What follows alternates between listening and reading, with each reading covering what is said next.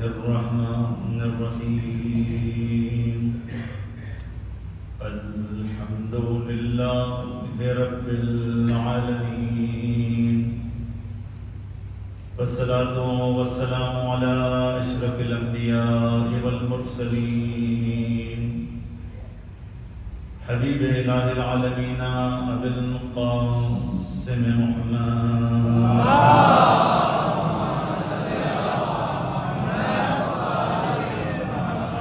وعلى آله الطيبين الطاهرين المعصومين المظلومين المنتجبين الذين أذهب الله عنهم الرجس وطهرهم تطهيرا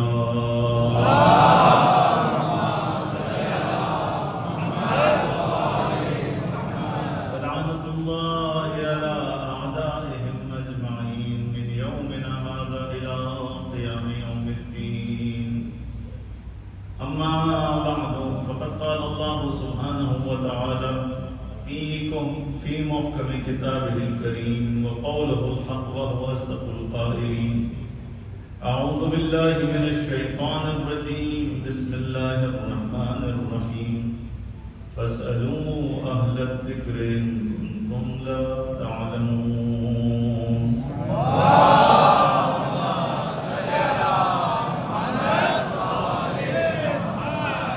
رب اشرح لي صدري ويسر لي أمري واحلل عقدة من لساني يفقهوا قولي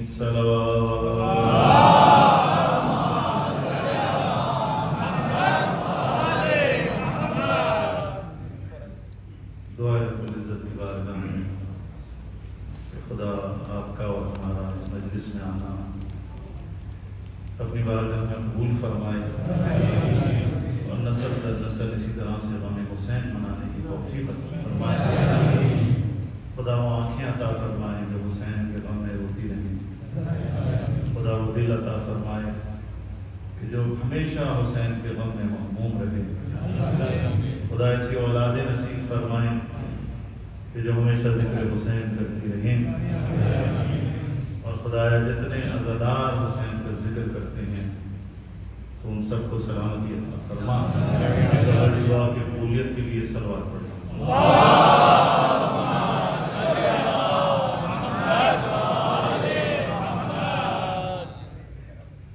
عزیزان گرامی خداوند عالم سورہ نحل کی آیت نمبر 43 میں ارشاد فرما رہا ہے کہ فَاسْأَلُوا أَهْلَ الذِّكْرِ إِن كُنتُمْ لَا تَعْلَمُونَ اگر تم نہیں جانتے تو اہل ذکر سے پوچھو اللہ نے دین کو وفات رسول صلی اللہ علیہ وآلہ وسلم کے بعد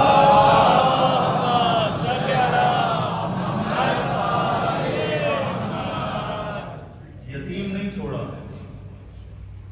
دین مبین اسلام صاحب رکھتا ہے وارث رکھتا ہے محافظ رکھتا ہے مروج رکھتا ہے مبلغ رکھتا ہے مفسر رکھتا ہے دین مبین اسلام یتیم نہیں ہے کہ آپ کہیں کہ وفات رسول صلی اللہ علیہ وآلہ وسلم کے بعد دین یتیم ہو گیا اب دین بتانے والا کوئی نہیں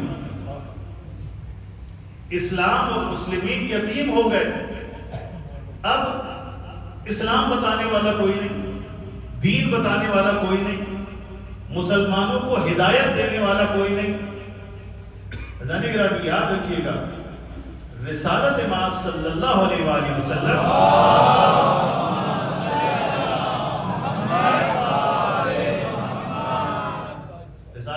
رسالت ماں اپنی 23 سالہ تبلیغی زندگی کے اندر 10 سال مکے کے اور 13 سال مدینے کے عزیزان محترم مختلف جنگوں میں مشغول رہے مکے کی صورتحال ہو اور مدینے کی صورتحال ہو لہذا جو طبعی زندگی اور جو نیچرل زندگی جو اللہ نے نبی کو عطا فرمائی تھی اس میں 23 سال رسول گرامی تبلیغ کرتے رہے، لوگوں کو دین بتاتے رہے، لیکن یاد رکھیے گا بہت ساری چیزیں ایسی تھیں کہ جو رسول اس کی جزیات کے ساتھ بیان نہیں کر سکے، چونکہ موقع نہیں تھا، چونکہ ایسا مسئلہ پیش نہیں آیا تھا۔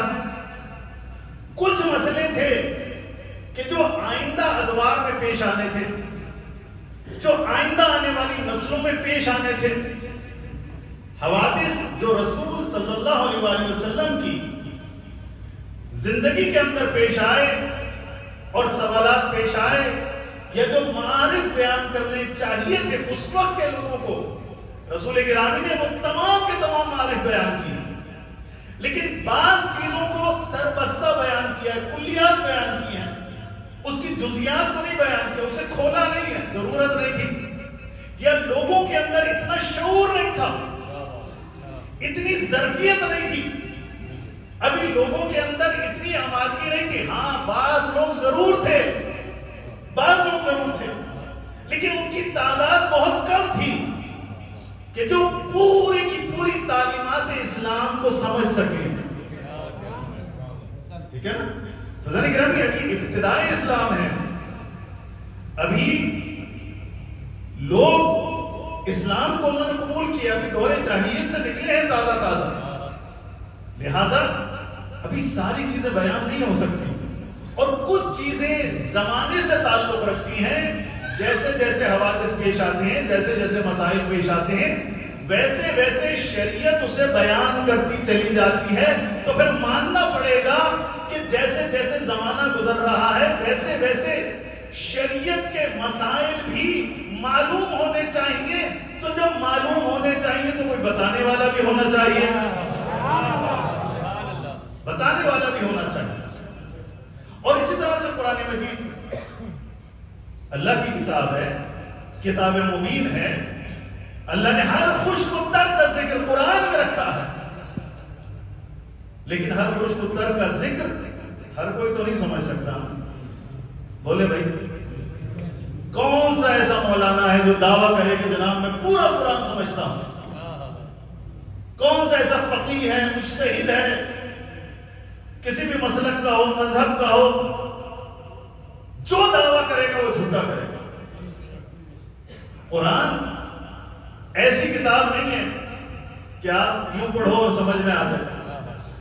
قرآن کے باطن ہیں، باطن کے بھی باطن ہیں، قرآن بڑا عمیق ہے۔ قرآن ایک بچے سے بھی گفتگو کرتا ہے، ایک نوجوان سے بھی گفتگو کرتا ہے، ایک ان پڑھ سے بھی گفتگو کرتا ہے، ایک پڑھے لکھے سے بھی گفتگو کرتا ہے، ایک عالم سے بھی گفتگو کرتا ہے، ایک فقیہ سے بھی گفتگو کرتا ہے، ایک معصوم سے بھی گفتگو کرتا ہے۔ لہذا قرآن کے جو اسرار و رموز ہیں وہ رسالت مآب صلی اللہ علیہ وآلہ وسلم نے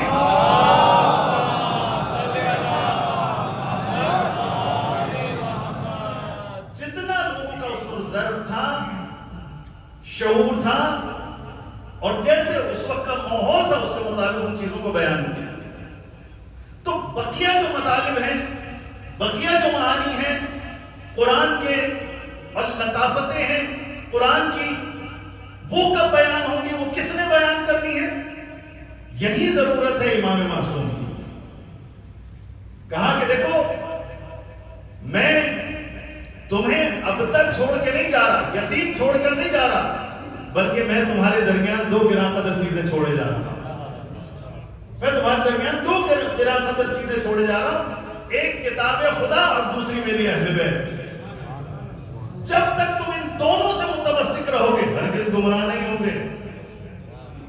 انتظام کر کے گئے، انتظام کر کے گئے۔ یہ اور بات ہے کہ مسلمانوں نے قبول نہیں کیا، مسلمانوں نے کہا ہمارے لیے قرآن کافی ہے۔ اللہ کا رسول 7 مواقع پر اور بستر بیماری پر، آخری لمحات میں، اس وقت بھی اور غدیر کے موقع پر بھی رسالت مآب صلی اللہ علیہ وآلہ وسلم نے حدیث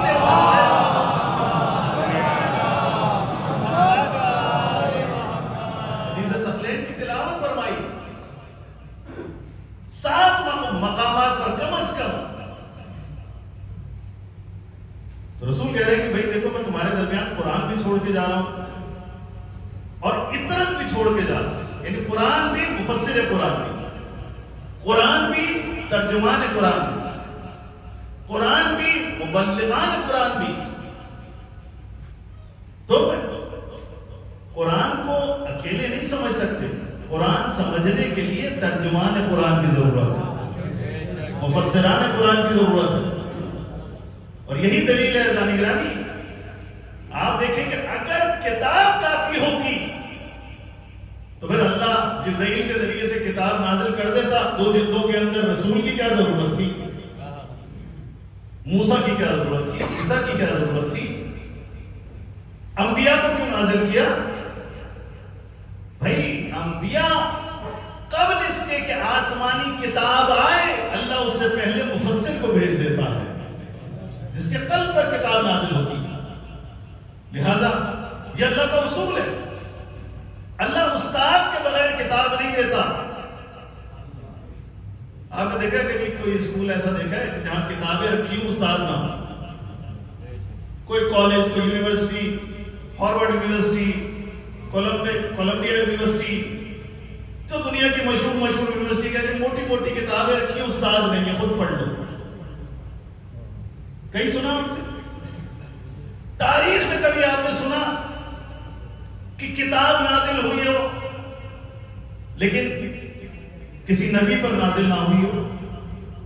کتاب بھیج دی, نبی نہیں بھیجا, پیغمبر نہیں بھیجا, نہیں عزیزان گرامی. اللہ نے پہلے استاد بھیجا ہے پھر کتاب بھیجی. پہلے استاد بھیجا تاکہ استاد آئے, لوگوں کو راغب کرے, لوگوں کو تیار کرے, اور پھر کتاب کی تعلیم دے, پھر کتاب بھیجی. ایک دفعہ درود بھیجے محمد والے محمد.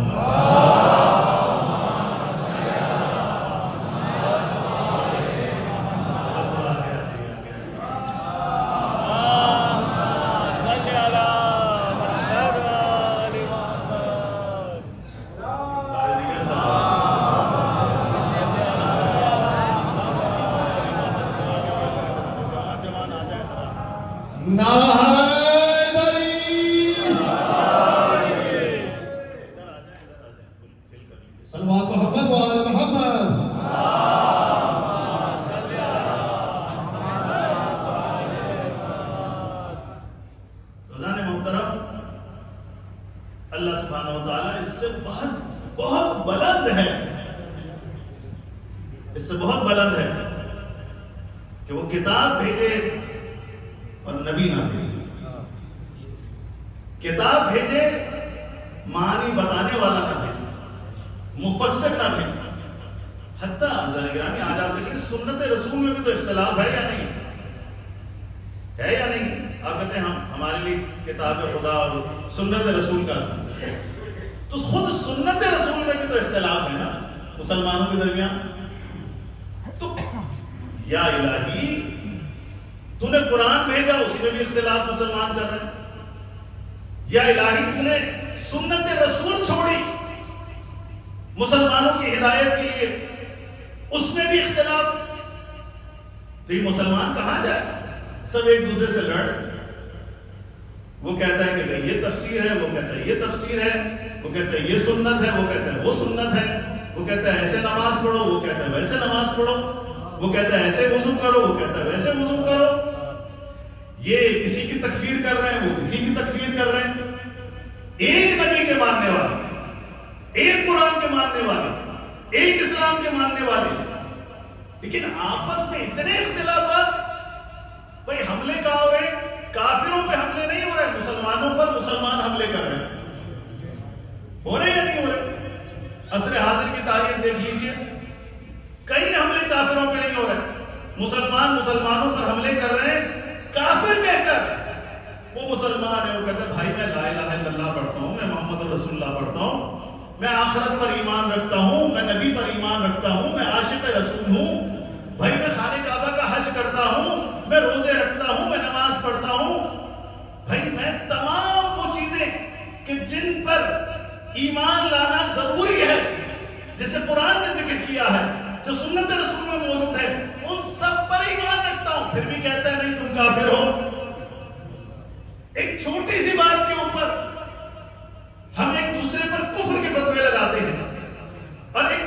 واجب القتل ہونے کے فتوے لگاتے ہیں، تو میں کہوں گا یا اللہ یہ کیا ماجرا ہے؟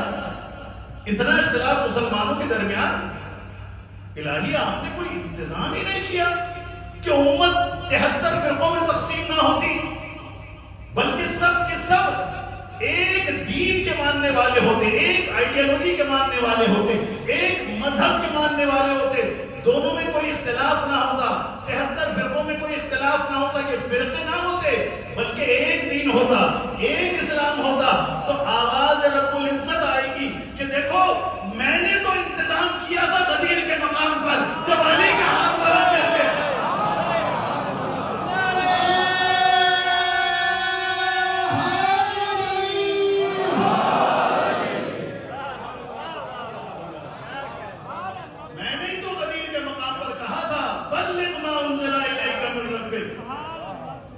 اے میرے حبیب پہنچا دے وہ چیز، یعنی علی کی ولایت کا حکم اور 12 اماموں کی ولایت کا حکم، اور کہہ دو لوگوں سے من کنت مولا ہو فہذا علی مولا، جس کا میں مولا ہوں گا اس کا علی مولا ہوں۔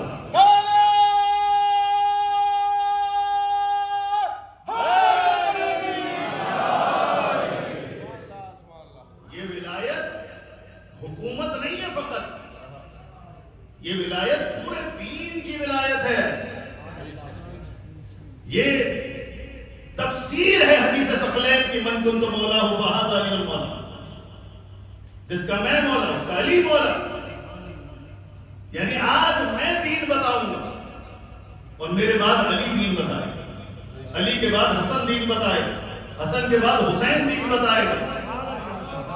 آج میں مفسر ہوں قرآن کا، جو میں نہیں بتا پاؤں گا زمانے کی مجبوری کی وجہ سے، لوگوں کی ظرفیت کی وجہ سے، میرے بعد علی ابن ابی طالب بتائے گا، میرے بعد حسن بتائے گا، حسین بتائے گا۔ 12 امام، ہر زمانے میں ایک امام کا ہونا ضروری ہے۔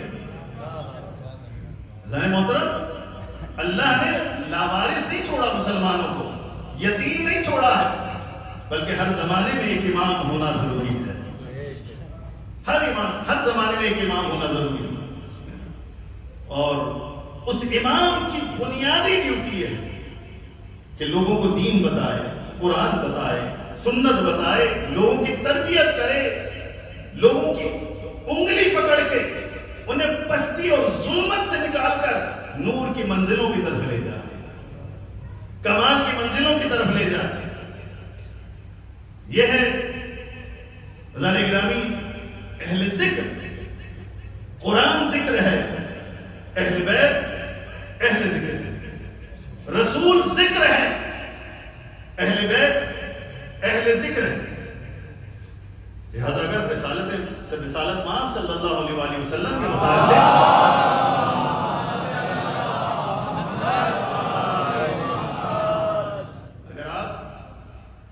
متعلق کچھ پوچھنا چاہتے ہیں، ان کی سیرت کے متعلق کچھ پوچھنا چاہتے ہیں، ان کی سنت کے متعلق کچھ پوچھنا چاہتے ہیں، تو آپ فطرت سے پوچھئے۔ بھائی مجھے بتائیں نا کہ گھر میں جو بچے ہوتے ہیں، گھر والے جو ہوتے ہیں، زوجہ ہوتی ہے، بیٹی ہوتی ہے، بیٹا ہوتا ہے، جو گھر والے ہوتے ہیں وہ صاحب خانہ کی ساری کی ساری سیرت کو بہتر سمجھتے ہیں یا پڑوسی بہتر سمجھتے ہیں؟ بولے بھائی، گھر والے بہتر سمجھتے ہیں یا پڑوسی بہتر سمجھتے ہیں؟ دور والے لوگ دوست زیادہ بہتر سمجھتے ہیں؟ یقیناً گھر والے ہوتے ہیں، ان کے سامنے صاحب خانہ کا شب و روز ہوتا ہے، 24 گھنٹے وہ دیکھتے ہیں، حالت خواب میں دیکھتے ہیں، حالت گفتگو میں دیکھتے ہیں، کھانے کے وقت دیکھتے ہیں، بالکل کیجول لائف میں ایک انسان کیسا ہوتا ہے؟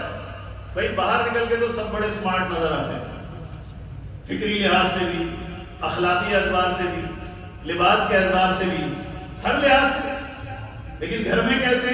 اللہ بہتر جانتا ہے، اللہ بہتر جانتا ہے یا گھر والے بہتر جانتے ہیں؟ اس کے بعد باہر والے تو نہیں جانتے کہ آپ گھر میں کیسے زندگی گزارتے ہیں۔ تو گھر والے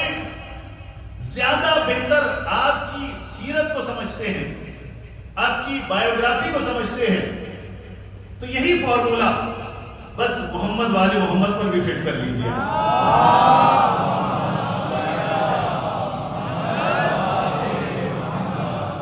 جتنا بہتر رسول اللہ کی دختر گرامی حضرت فاطمہ الزہرا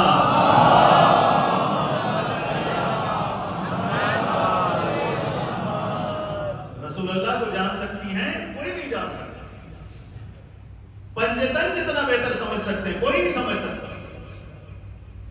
اور اسی طرح سے قرآن مجید حدیث ثقلین میں جو اہل سنت میں معروف ترین, یعنی ہمارے یہاں تو ظاہر ایک بنیادی ترین حدیث ہے, مسلمانوں کی بنیادی ترین حدیث ہے حدیث ثقلین. میں نے ایک عالم اہل سنت سے سنا, فرمانے لگے کہ پتہ نہیں 12 یا 14 سال میں نے مدرسے میں علم حاصل کیا. اہل سنت عالم وہ اپنا دکھڑا سنا رہے ہیں. 14 سال میں نے علم حاصل کیا, علم دین حاصل کیا, لیکن آج تک مجھے میرے استاد نے حدیث ثقلین نہیں سنائی. بتائیے کہ کتاب اللہ و عترتی یہ بھی کوئی حدیث ہے؟ ہمیشہ یہی سنائی کتاب اللہ و سنتی. حالانکہ معتبر ترین کتابوں کے اندر کتاب اللہ و عترتی آیا ہے, میری اہل بیت آیا ہے, لیکن اسے بیان ہی نہیں کیا جاتا. کیوں بھائی؟ آپ دین پڑھا رہے ہو نا, دین پڑھا رہے ہو تو پھر تعصب کیوں ہے اہل بیت سے؟ اہل بیت ہے کہ جن کے متعلق کہا گیا کہ دیکھو کبھی بھی ان دونوں کے درمیان, قرآن اور عترت کے درمیان کبھی جدائی نہیں ہوگی. انہما لن یفترقا حتی یرد علی الحوض, ان دونوں کے درمیان ہرگز جدائی نہیں ہوگی یہاں تک کہ حوض کوثر پر یہ مجھ سے ملاقات کرے. حوض کوثر پر مجھ سے ملاقات کرے. اور امیر المومنین علی ابن ابی طالب علیہ السلام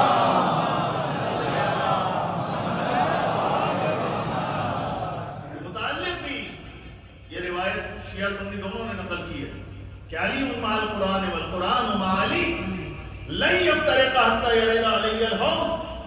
علی قرآن کے ساتھ ہے اور قرآن علی کے ساتھ ہے, ان دونوں کے درمیان ہرگز جدائی نہیں ہوگی یہاں تک کہ حوض کوثر پر مجھ رسول سے یہ ملاقات کرے.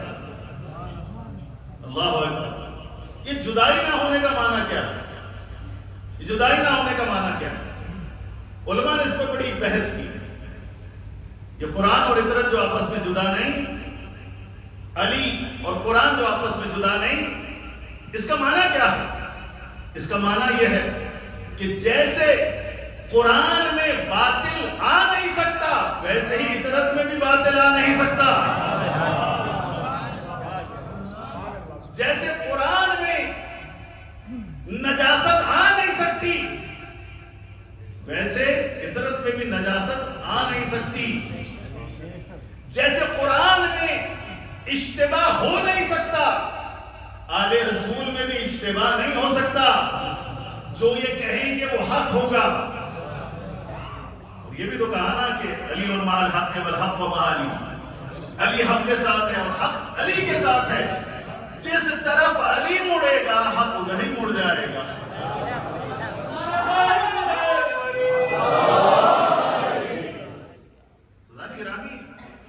مسائل بہت واضح ہے. اگر ایک انسان, ایک مسلمان تعصب کی اینک کو اتار کے پھینکے, یہ جو ہم نے تعصب کی پٹی باندھی ہوئی ہے, کچھ نہیں سوچنا, ہم نے غور و فکر نہیں کرنا, ہم نے تاریخ نہیں پڑھنی, تاریخ کے حقائق سے چشم پوشی کرنی ہے, ہم نے بہت ساری احادیث کو پس پش ڈال دینا ہے, یہ سب کس بات کی علامت ہے؟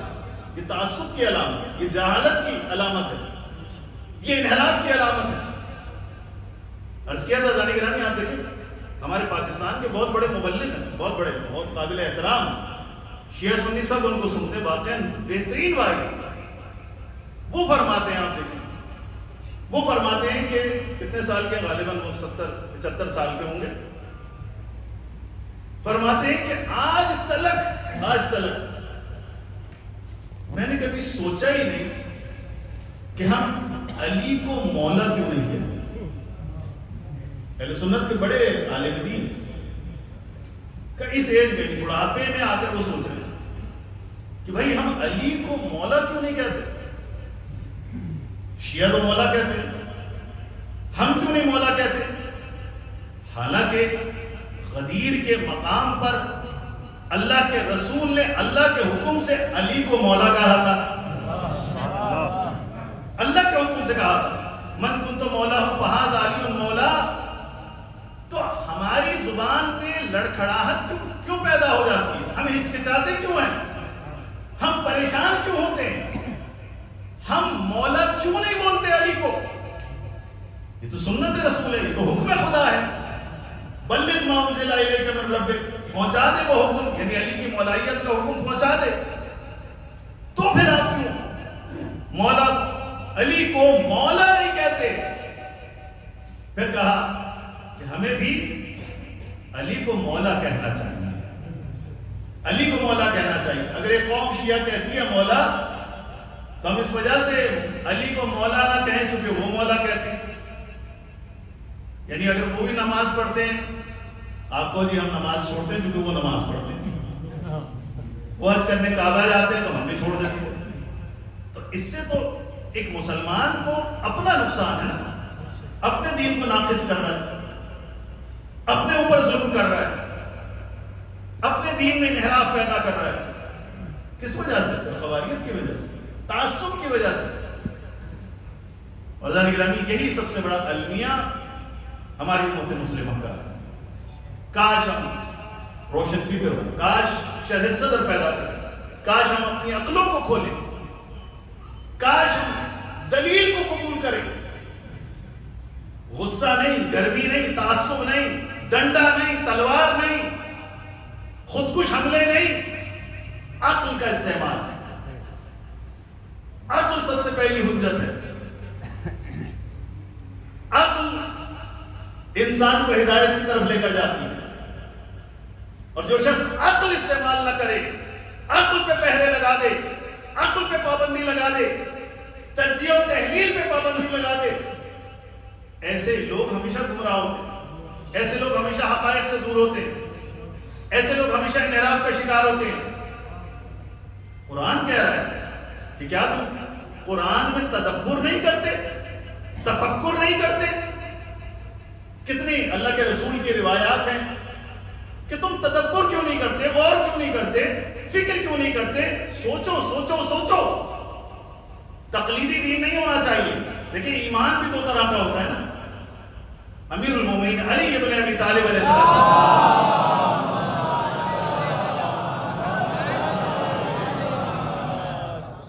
فرماتے ہیں کہ ایمان دو طرح کا ہے۔ ایک ایمان کیا ہے؟ ایک ایمان عمیق ایمان ہوتا ہے، ایک ایمان سطحی ایمان ہوتا ہے۔ ایک سطحی ایمان ہے، ایک عمیق ایمان، گہرا ایمان ہے۔ جو سطحی ایمان ہوتا ہے نا ذہن محترم، اس میں غور و فکر نہیں ہوتا، اس میں تدبر نہیں ہوتا، اس میں تفکر نہیں ہوتا۔ وہ انسان تقلیدی طور پر دین کو قبول کرتا ہے، تفکر نہیں کرتا، دلیل اس میں اس کے پاس نہیں ہوتی، دلیل پر غور نہیں کرتا، دلیل کو قائم نہیں کرتا۔ بس اس کو دیکھا یا جس خاندان سے تعلق رکھتا ہے، جناب ایمان لے آیا، کہا یہ ایمان سچی ایمان ہے، جب کوئی مشکل وقت پڑے گا یہ پلٹ نہیں سکتا ہے۔ مولا فرماتے ہیں عمیق ایمان کون سا ہے؟ عمیق ایمان کون سا ہے؟ عمیق ایمان وہ ہے کہ جو انسان کے رگوں پے میں سرایت کر جائے، جو انسان کے دل میں اتر جائے، جو انسان کی روح میں اتر جائے۔ ایسا اسلام اور ایسا ایمان جو انسان کے خون میں سرایت کر جائے، انسان کے خون میں دوڑنے لگے، رگوں پے میں دوڑنے لگے، انسان کے گوشت پوست کا حصہ بن جائے، وہ ہے ایمان۔ اور افسوس کے ساتھ آج ہم اتنے سچی نگر ہو گئے کہ ہم بہت ہی سچی طور پر سوچتے ہیں، عمق میں جانے کی کوشش ہی نہیں کرتے۔ آج کیوں یورپ ترقی کر رہا ہے؟ کیوں سائنس اور ٹیکنالوجی میں گورے ہم سے آگے نکل گئے. یہ کوئی سائنس اور ٹیکنالوجی وہ لوگ گھر سے لے کر آئے تھے, وہ اللہ کے پاس سے لے کر آئے تھے, یا گورا ہونا اس بات کی دلیل ہے کہ سائنس اور ٹیکنالوجی صرف ان کے پاس ہوگی, ہم لوگ سامنے ہیں یا یلو کلر کے ہیں تو ہمارے پاس نہیں ہوگی؟ نہیں بھائی, علم تو کسی بھی انسان کی میراث ہو سکتی ہے, اور سب سے بڑھ کر علم اس کی میراث ہونی چاہیے جو محمد کا ماننے والا ہے.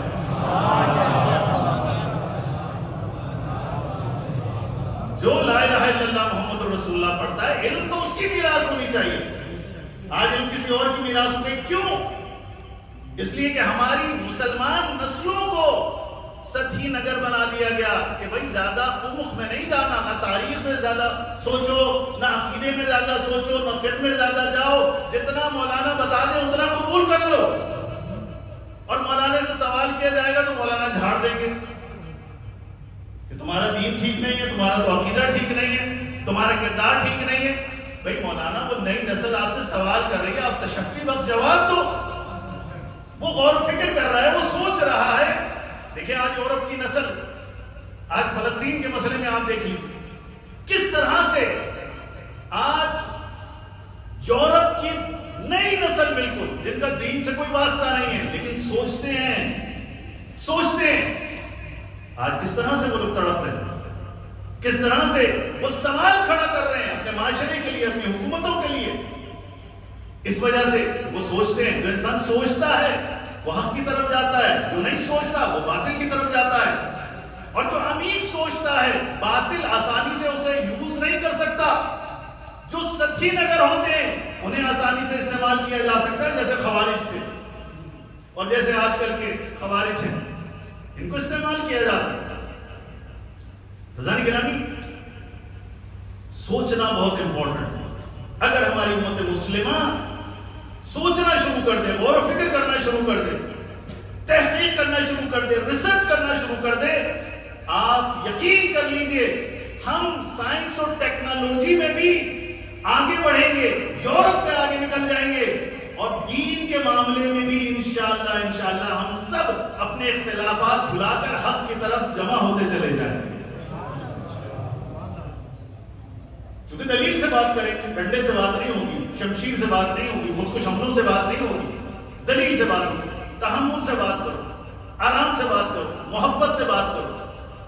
اور یہ بات بڑی امپورٹنٹ ہے کہ ہم مسلمانوں کے درمیان کیا ہونا چاہیے؟ ٹالریٹ ہونا چاہیے, برداشت ہونا چاہیے, تحمل ہونا چاہیے. شیعہ ہوں یا سنی ہوں یا کسی بھی مسلک سے, ہمارے گورے بھائی بھی یہاں تشریف فرما ہے, اور مجلس حسین الحمدللہ یہ سب کے لیے سعادت ہے. جو بھی حسین کا ماننے والا ہے, حسین کا ذکر کرنے والا ہے, کہ مجلس حسین میں آنا اس کے لیے سعادت ہے. تو ہم اپنے بھائیوں کو خوش آمدید کہتے ہیں. اللہ تعالیٰ آپ کا آنا قبول فرمائے. تو عزیزان گرامی, یہ جو مسلمان ہیں آپس میں اختلافات تو ہو گئے, بھیا کیا کر سکتے ہیں, ہو گئے اختلافات, مختلف فرقے ہیں, مختلف مسالک ہیں, مختلف دیدگاہ ہیں, مختلف آئیڈیالوجیز ہیں. تو اب کیا کریں گے؟ آپ بھی بندوق پکڑو, میں بھی بندوق پکڑوں, وہ بھی شمشیر پکڑے, میں بھی شمشیر پکڑوں, میں تمہیں غصے سے دیکھوں, تم مجھے غصے سے دیکھو. بھئی کیوں؟ جب ہم ایک نبی کے ماننے والے, جب ہم ایک رسول کے ماننے والے, جب ہم ایک کتاب کے ماننے والے, جب ہم ایک کعبے کے گرد طواف کرتے ہیں, جب ہم خدا کے سامنے سجدہ کرتے ہیں, جب ہم سب روزہ رکھتے ہیں, تو پھر ٹالریٹ کیوں نہیں کرتے بھائی؟ برداشت کرتے ہیں. ہو سکتا ہے میری سوچ ابھی وہاں تک نہ پہنچی, کسی اور کی پہنچ گئی, برداشت کرو. بھائی ہم ایتھیسٹ حضرات کو بھی تو برداشت کرتے ہیں, لبرل حضرات کو بھی تو برداشت کرتے ہیں, جو خدا کے وجود کا انکار کرتے ہیں ان کو بھی برداشت کر لیتے ہیں. جو خدا کے دشمن ہیں حتیٰ ان کے ساتھ بھی مل کے کام کر لیتے ہیں کمپنیز کے اندر, ان سے تو نہیں لڑتے ہم لوگ, بلکہ ان کی کمپنیز میں ہم کام کرتے ہیں, ملٹی نیشنل کمپنیز میں بعض دفعہ, وہاں تو کوئی جنگ نہیں کرتے آپ, وہاں تو کوئی لڑائی نہیں ہوتی. آپ ایک ہی بازار میں ایک موحد کی دکان ہے, ایک ملحد کی دکان ہے, ایک خدا کا انکار کر رہا ہے, ایک خدا کے واجب کے وجود سمجھتا ہے, لیکن ایک ہی بازار کے اندر دونوں بڑے بھائی بن کے جو ہے تجارت کر رہے ہوتے ہیں. تو جھگڑا کہاں ہوتا ہے؟ جھگڑا کہاں؟ بھئی بزنس میں ملٹی نیشنل کمپنیوں میں کوئی جھگڑا نہیں، یورپ اور امریکہ میں رہنے والوں کے درمیان کوئی جھگڑا نہیں، سارا جھگڑا مسلمانوں کے درمیان، سارا جھگڑا کلمہ گو کے درمیان۔ اور جھگڑا بھی کیسا جھگڑا؟ بھائی جھگڑا بھی چھوٹا نہیں، آپس میں قتل و غارت گری پر اترے ہوئے۔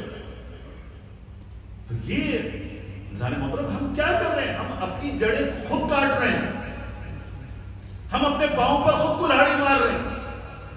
شیعہ ہوں یا سنی ہوں یا جس مسلک سے بھی تعلق رکھتے ہوں، ذہن محترم ہم کیا کر رہے ہیں؟ اپنی نسلوں کو اسلام سے متنفر کر رہے ہیں، دین سے متنفر کر رہے ہیں، مولویوں سے متنفر کر رہے ہیں۔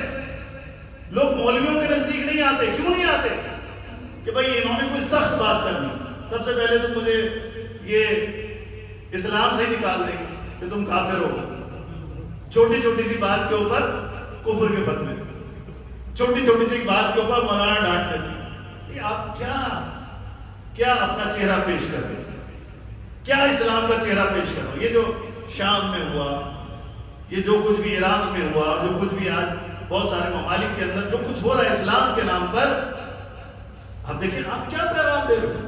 یورپ کی نئی نسل کو کیا پیغام دے رہے ہیں؟ اپنی مسلمان نئی نسل کو جن کے اندر اب شعور ہے، جو سوال کرتے ہیں۔ سوشل میڈیا کا زمانہ ہے، لوگوں میں بہت شعور آ گیا ہے، نئی نسل اب پوچھتی ہے، سوال کرتی ہے۔ لہذا وہ جب یہ شدت پسندی دیکھتے ہیں، وہ کیسے پسند کریں گے؟ وہ کیا اسلام سے نزدیک آئیں گے؟ وہ کیا قرآن سے نزدیک آئیں گے؟ آپ قرآن کی آیات پڑھ کے مسلمانوں پر تشدد کر رہے ہو، ظلم کر رہے ہو۔ تو یہ علمی اعزانی گرامی ہمیں ضرورت ہے اس بات کی۔ دیکھیں امام جعفر صادق علیہ السلام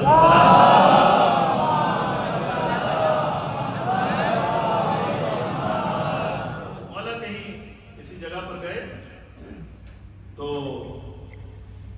مولا اپنے ساتھ اصحاب کو لے کر گئے اور اس صحابی کی ڈیوٹی لگائی کہ بھئی فلاں مقام پر آپ جائیں، جو بھی ان کی تبلیغی ذمہ داری ہوگی۔ وہ جب وہاں سے لوٹے تو بڑے تھکے ہوئے تھے، فرماتے ہیں کہ میں سو گیا۔ تھوڑی دیر میں چھٹے امام حضرت امام جعفر صادق علیہ السلام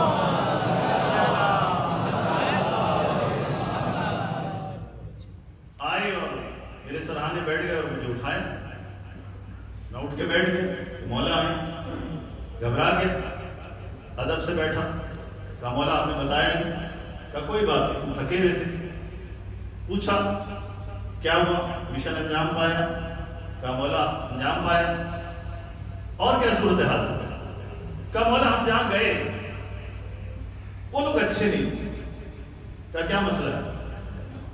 کہا کہ وہ آپ سے محبت تو کرتے تھے لیکن آپ کے عقیدے کے حامل نہیں تھے، لہذا ایسے لوگوں سے ہم بیزاری اختیار کرتے ہیں، ہم ان کو اچھا نہیں سمجھتے، کچھ ایسے الفاظ بولتے۔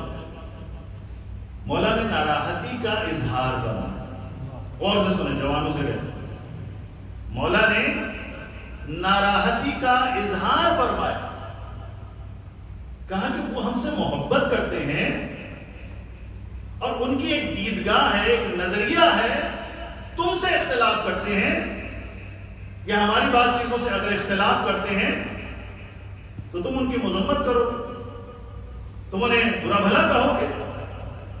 اللہ اکبر۔ کہا کہ دیکھو ہم بھی ایک دیدگاہ رکھتے ہیں، تم بھی ایک دیدگاہ رکھتے ہو، ہم معصوم ہیں، حجت خدا ہے، ہمارا علم وسیع ہے، تمہارا علم بہت چھوٹا ہے، بہت کم ہے، ایک ذرے سے بھی کم ہے، تو اب تمہاری نظر اور ہوگی بعض چیزوں میں، ہماری نظر اور ہوگی، چونکہ ہم امیر ہیں، ہمارے پاس علوم الہیہ ہیں، تو کیا ہم تمہاری مذمت کریں کہ تم تو بعض چیزوں میں ہماری دیدگاہ نہیں رکھتے، حالانکہ تم ہمیں چاہتے ہو؟ تو سر جھکا لیتا، شرمندہ ہو جاتا۔ تو مولا نے وہاں پر ارشاد فرمایا کہ دیکھو ہر کسی کے حصے میں، فرض کر لیجیے اسلام کے 7 حصے، ایمان کے 7 حصے، ہر کسی کے پاس ہر حصہ نہیں آتا، کسی کے پاس ایمان کا پہلا حصہ آتا ہے، کسی کے پاس ایمان کے 2 حصے آتے ہیں، کسی کے پاس ایمان کے 3 حصے آتے ہیں، کسی کے پاس ایمان کے 7 حصے آتے ہیں۔ تو دیکھو ایسا نہ کرو کہ تم دوسروں کو بدگمان کرو، بدظن کرو، اسلام سے، دین سے، آل محمد سے نفرت کا اظہار کرو، نہیں، ان سے محبت کا اظہار کرو، محبت کا اظہار کرو۔ یہ آل محمد کے چاہنے والوں کے لیے بہت بڑا پیغام ہے، بہت بڑا پیغام۔ جو آل محمد کا چاہنے والا بشریت سے محبت کی، انسانیت سے محبت کی، انسان سے محبت کیجیے، نفرت نہیں، یہ دوسروں کا کام ہے۔ آپ دیکھیں امیر المومنین علی ابن ابی طالب علیہ السلام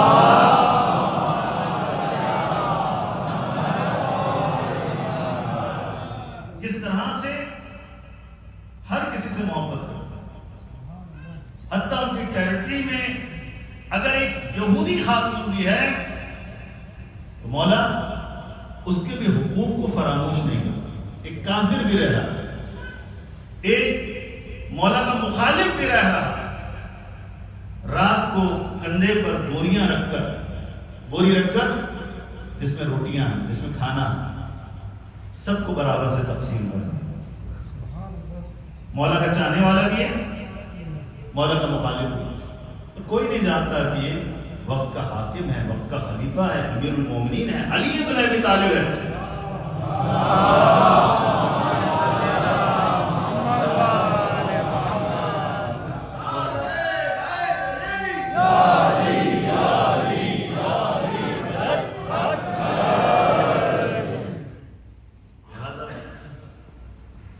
یہ ہے امیر المومنین علیہ السلام کی سیرت اور ائمہ کی سیرت آگے کی۔ اگر ہم اخلاق اہل بیت کو اپنائیں، اخلاق اہل بیت، آپ دیکھیں کہ اہل بیت کا پیغام کتنی تیزی سے دنیا میں پھیل رہا ہے۔ قبلہ کی صحت و سلامتی کے لیے بآواز بلند تر صلوات۔ وہ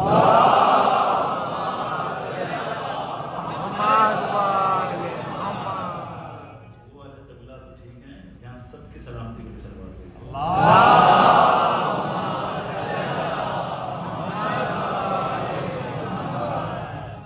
عزیزان محترم، زیادہ آپ کو زحمت نہ دوں، اہل بیت علیہ السلام ایک تہذیب کا نام ہے، تہذیب کا۔ اہل بیت تہذیب ہے، تہذیب، سیولائزڈ قوم ہی آل محمد کے چاہنے والے ہو سکتے ہیں۔ وحشی لوگ آل محمد کے چاہنے والے نہیں ہو سکتے، بد اخلاق لوگ آل محمد کے چاہنے والے نہیں ہو سکتے، انسانوں سے نفرت کرنے والے لوگ آل محمد کے چاہنے والے نہیں ہو سکتے۔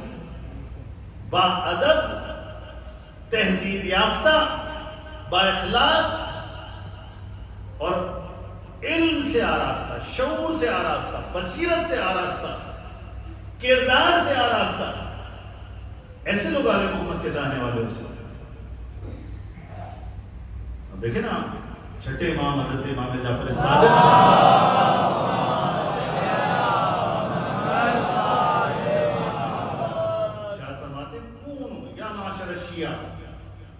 اے ہمارے شیعوں، اے آل محمد کے چاہنے والوں،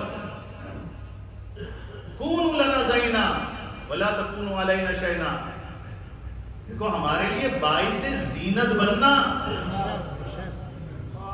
باعث زینت بننا، باعث شرمندگی نہ بننا۔ یہ کیا ہو؟ جب تمہارا کردار پیش کیا جائے ہمارے سامنے تو ہمارا سر جھک جائے۔ کیسے ہمارے شیعہ، ایسے ہمارے چاہنے والے، اپنا دل و دماغ بڑا کر، شرح صدر پیدا کر۔ بشریت کو آج آل محمد کی آئیڈیالوجی کی ضرورت ہے، بشریت کو آج آل محمد کی سویلائزیشن کی ضرورت ہے، بشریت کو آج آل محمد کے کردار کی ضرورت ہے کہ ہم ان کا کردار خوبصورت انداز سے لوگوں تک پہنچائیں۔ لیکن یہ سوائے محبت کے یہ کام نہیں ہو سکتا، نفرت سے یہ کام نہیں ہو سکتا۔ سویلائز قومیں ترقی کرتی ہیں، اور یورپ میں یہ چیز ہے یا نہیں؟ جو جاتا ہے جناب کہتا ہے بڑا نظم و ضبط اور یہ وہ، یہ تو میراث مسلمانوں کی ہونی چاہیے، لیکن آج یہ میراث جو ہے ان کے پاس چلی گئی، اس لیے انہوں نے ترقی کی، اور ہم کیا پیچھے سے پیچھے جا رہے ہیں، افسوس کے ساتھ پیچھے سے پیچھے جا رہے ہیں۔ مسلمان پیچھے سے پیچھے جا رہے ہیں، کیوں نہیں ترقی کرتے؟ کیوں نہیں اسلام کا دامن پکڑتے؟ کیوں نہیں آل محمد کا دامن پکڑتے؟ تو خصوصاً میں کہہ رہا ہوں جو آل محمد کے چاہنے والے ہیں، تہذیب اور ادب نئی نسل کے لیے خصوصاً کہہ رہا ہوں. سوشل میڈیا کا زمانہ ہے اور سوشل میڈیا ہمارا اخلاق، ہماری تربیت سوشل میڈیا کا، ہماری نئی نسل کی تربیت سوشل میڈیا کا، افسوس کے ساتھ. اب یہ وبال جان ہے جس سے جان بھی نہیں چھوڑائی جا سکتی. تو یہ مجلس اعضا اسی لیے ہوتی ہے کہ بچہ جب یہاں پر آئے تو اگر کہیں انحراف آ گیا ہے تو مجلس حسین میں آ کر وہ سیدھے راستے پر اسے وہ تہذیب بتائی جائے جو انسانی فطرت سے ہمارا ہے.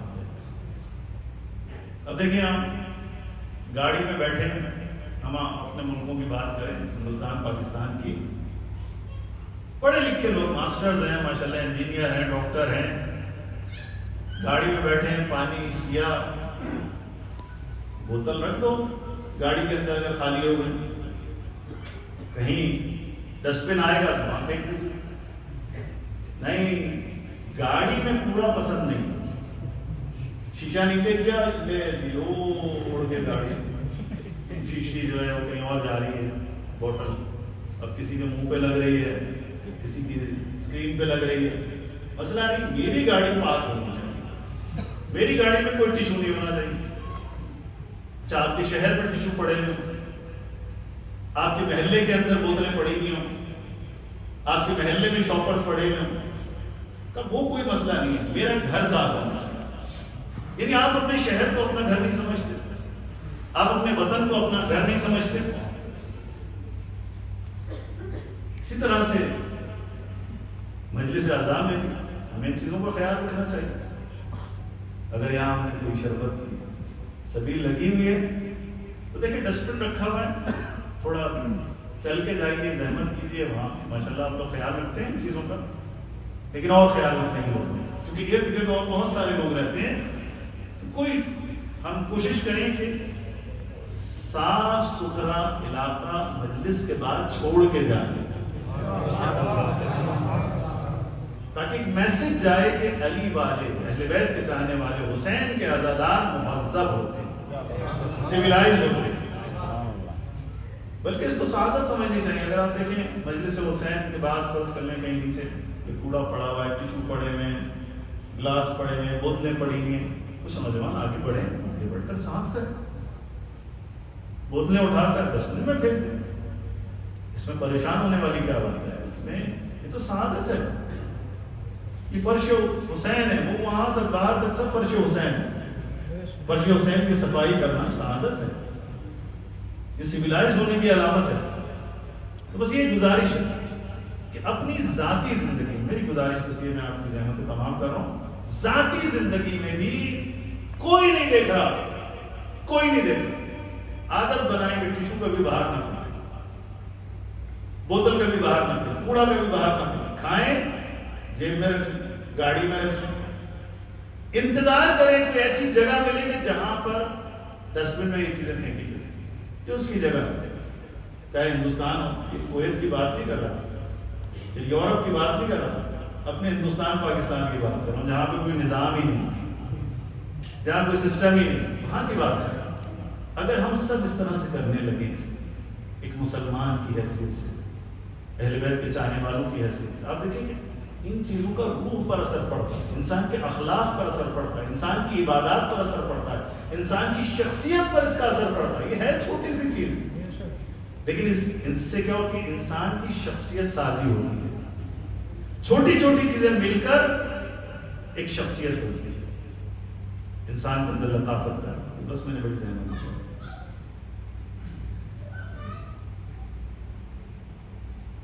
عزیزوں، آج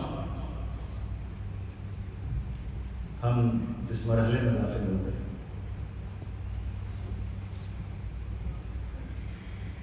ہم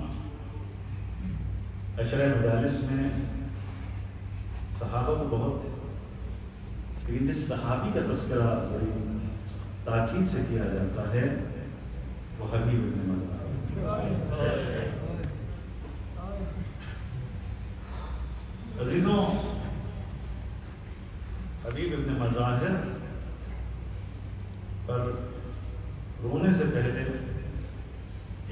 حبیب کی خواہش بھی بیان کروں۔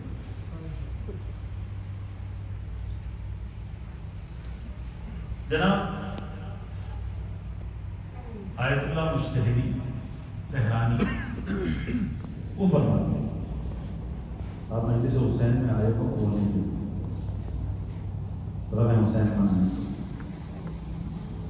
وہ فرماتے ہیں کہ کسی عالم کو حبیب ابن مظاہر خواب میں آئے، اور جب خواب میں آئے تو ایک دفعہ سلام کرنے کے بعد اس عالم نے حبیب سے کہا، حبیب آپ کتنے خوش قسمت ہو کہ جوانی آپ نے رسول اللہ کے ساتھ گزاری اور بڑھاپا اور آپ کی آخری ایام آپ نے اپنی داڑھی کو اپنے خون سے خضاب کیا نصرت حسین۔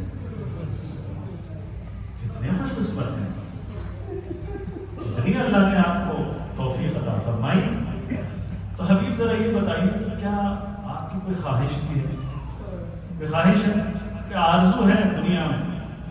کہاں ایک آرزو، سنیں گے ذرا حسین کے غم میں ہونے والے عزیزوں۔ حبیب فرماتے ہیں کہ ایک آرزو ہے کہ کاش اللہ مجھے دوبارہ سے زندہ کرے اور میں مجلس حسین میں بیٹھ کر آنسو بہاؤں۔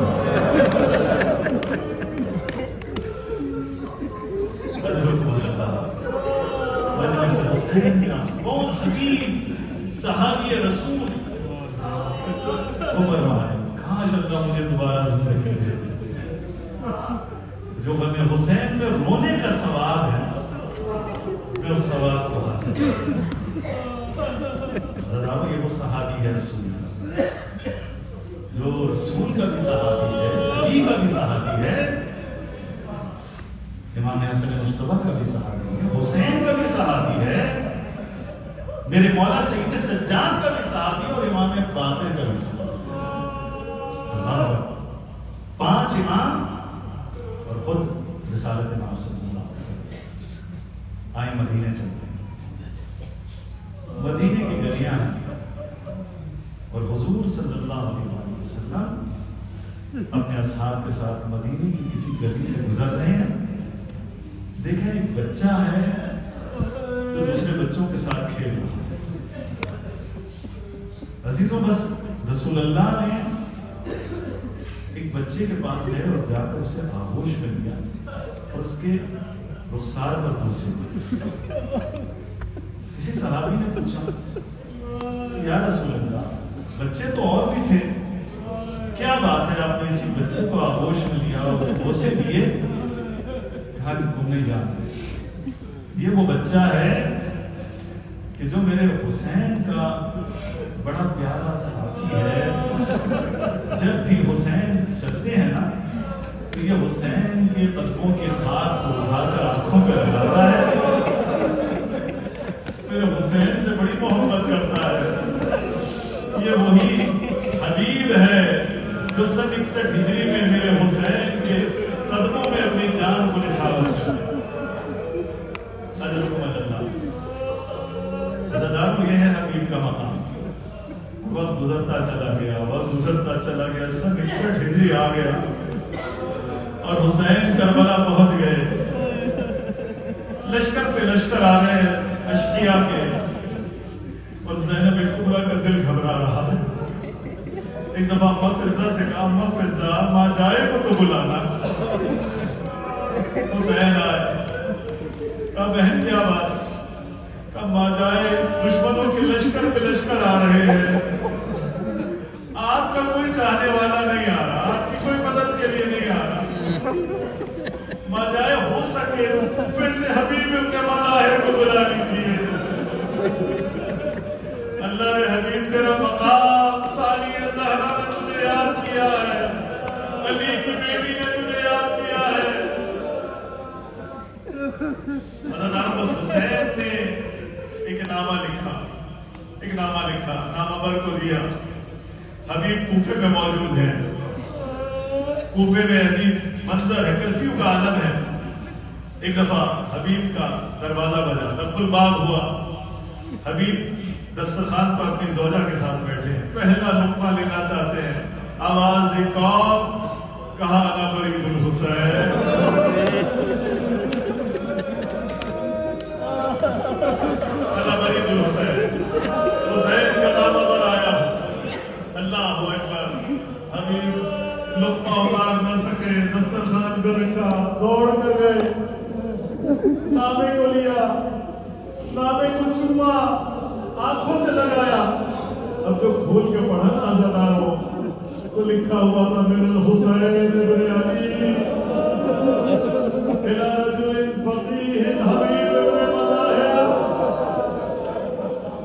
حسین غریب کی طرف سے رجل فقیہ حبیب ابن مظاہر کے لیے حبیب بس اتنا جان لو ہم کربلا پہنچ گئے ہیں اب محاصرے میں جتنا جلد ہو سکے ہماری طرف آ جانا اور یاد رکھنا میرے ساتھ میری بہن زینب بھی ہے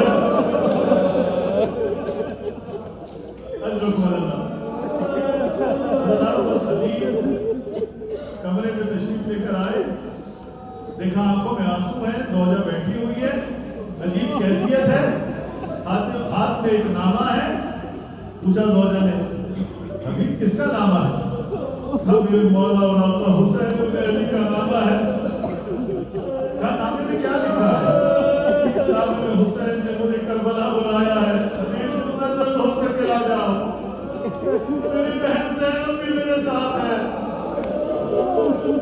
ایک دفعہ اس مومنہ نے پوچھا حبیب تو پھر کیا چاہتے ہو تیار ہو ایک دفعہ حبیب نے اپنی زوجہ کا امتحان لینا چاہا کہا کہ دیکھو میں تو بڑا بوڑھا ہو چکا ہوں میں تو شمشیر نہیں چلا سکتا میں تو جنگ نہیں کر سکتا عزاداروں بس جیسے ہی حبیب نے جملہ کہا نا ایک دفعہ اس مومنہ نے اپنی چادر اتار کے زمین پر پھینکی کہا حبیب زینب کربلا پہنچ گئی زینب کربلا پہنچ گئی فاطمہ کی بیٹی کربلا پہنچ گئی تو جنگ سے پہلو نہیں کر رہا ہے بس ایک دفعہ حبیب نے رونا شروع کیا زوجہ میں تو تیرا امتحان لے رہا کیسے ہو سکتا ہے محمد کی بیٹی محمد کا بیٹا کربلا پہنچا ہو اور حبیب نصرت کے لیے نہ جائے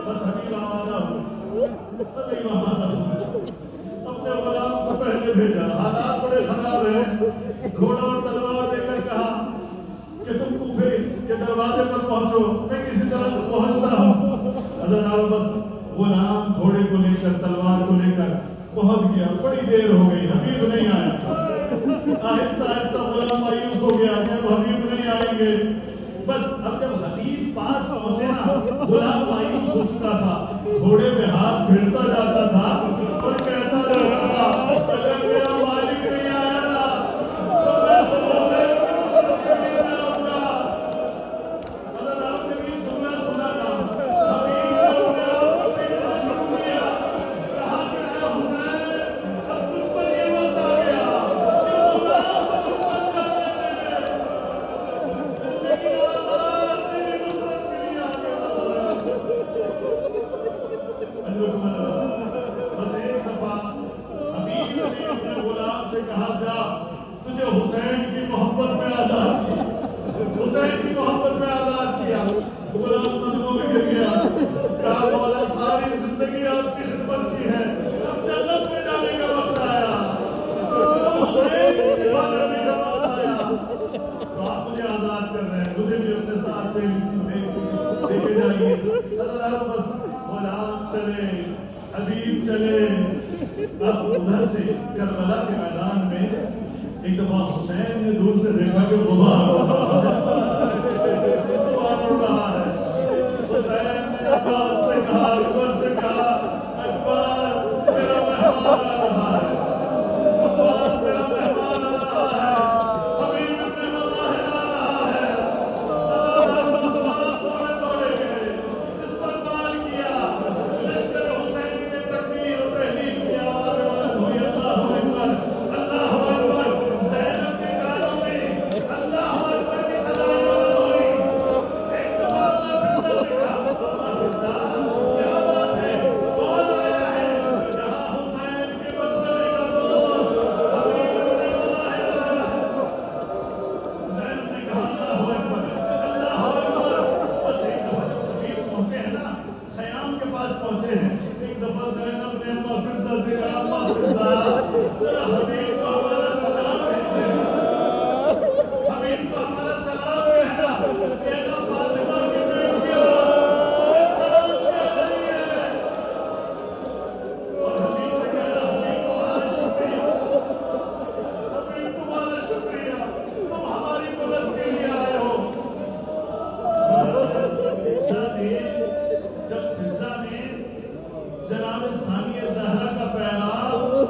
हबीब तक पहुंचाया ना कि तुम्हें फातिमा की बेटियां सलाम कह रही है। हबीब घोड़े से जमीन पर आ गए, खाक की करबला उठाई, सर पे डालते जाते हैं और कहते जाते हैं, हाय उम्मत आले रसूल, आज ये वक्त आ गया कि हम गुलामों को फातिमा की बेटियां सलाम कह रही है। अल्लाह बस कभी मैदान में गए, अभी मैदान में गए और रिवायात में मिलता है कि 80 अफराद को वासिले जहन्नुम किया, 80 अफराद को वासिले जहन्नुम किया। 70 साल का बूढ़ा है, 75 साल का बूढ़ा है, अल्लाह अकबर शेरों की तरह लड़ रहा है, लेकिन चारों तरफ से घेरा गया। अब एक दफा हबीब की आवाज बुलंद हुई, अस्सलामु अलैका या अबा अब्दुल्लाह, मौला मेरा आखिरी सलाम कबूल कीजिए। हज़रत हुसैन औकात की तरह लपके हैं हबीब अपने मलाइक के लाशे की तरफ। अब जब हबीब के पास पहुंचे, हबीब का सर अपनी आगोश में लिया और हुसैन ने एक जुमला कह दिया, इन्ना लिल्लाह व इन्ना इलैहि राजिऊन। हबीब तू बड़ा फातिल था, एक शब्द में कुरान खत्म करने वाला था। अज़ादारों, बस वक्त गुजर गया और असीरों का काफिला जब कूफा पहुंचा है ना, असीरों का काफिला, हबीब का सर खोली के पास, खोली के नेज़े में बुलंद था। अज़ादारों, हबीब का एक बेटा था जिसका नाम था कासिम, जो कूफे में मौजूद था। जब ये लुटा हुआ काफिला कूफे पहुंचा है ना, तो एक दफा हबीब ने देखा कि खोली के नेज़े में उसके बाबा का सर है